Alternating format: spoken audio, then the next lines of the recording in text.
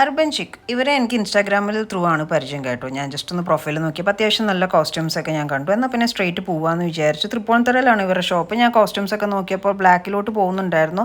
അത്യാവശ്യം നല്ല ഓർണമെൻറ്റ്സും ഉണ്ട് അവിടെ.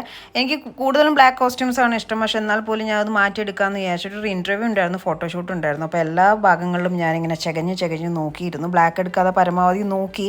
ഈ ഡ്രസ്സും ഒരുപാട് ഡ്രസ്സസ് ഉണ്ട്, എനിക്ക് ഇഷ്ടമായ കുറേ സെലക്ഷൻസ് ഉണ്ട് അവിടെ, നല്ല മോഡൽസ് ഉണ്ട്. ഫൈനലി ആ ഒരു ബ്ലാക്ക് സ്കേർട്ട് എടുക്കാമെന്ന് വിചാരിച്ചു. പക്ഷെ അത് അവിടെ തന്നെ വെച്ചു. സ്കേർട്ട് സെക്ഷൻസ് ഒരുപാടുണ്ട്, പിന്നെ ജീൻസ് സെക്ഷൻസ് ഒരുപാടുണ്ട്, അതേപോലെ തന്നെ ജംപ് സ്യൂട്ട് ഒരുപാടുണ്ട്. പല വെറൈറ്റി ടൈപ്പ് ഓഫ് ഡ്രസ്സസ് ഉണ്ട്. ചെറിയൊരു ഷോപ്പാണെങ്കിൽ പോലും ഭയങ്കര അടിപൊളി കളക്ഷൻസ് ആണ് അതിൻ്റെ ഉള്ളിൽ. ഞാൻ ഇപ്പോൾ എടുത്തിരിക്കുന്ന ഈ ഓർണമെൻറ്റ്സ് സംഭവങ്ങളൊക്കെ എടുക്കാമെന്ന് വിചാരിച്ചു. പക്ഷേ അതിന് പറ്റിയ കോസ്റ്റ്യൂംസ് അല്ല ഞാൻ സെലക്ട് ചെയ്തത്.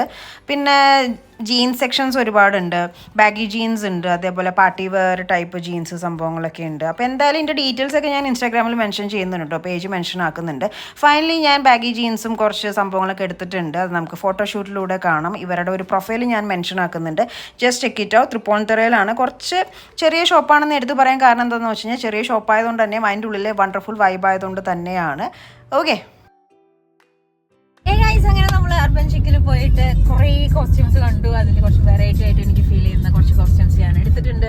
ഇന്ന് ഇന്റർവ്യൂവിന് പോകുമ്പോൾ ഒരു കുറച്ച് ഫടാഫട്ട് രീതിയിൽ പോകാമെന്ന് വിചാരിച്ചു. പ്ലസ് നമ്മൾ പുതിയ വീട്ടിലോട്ട് മാറിയിട്ട് ഹോം ടൂറും ഈ കോസ്റ്റ്യൂമൊക്കെ ഇട്ടിട്ട് ഒരു ഫോട്ടോഷൂട്ടും വരുന്നുണ്ട്.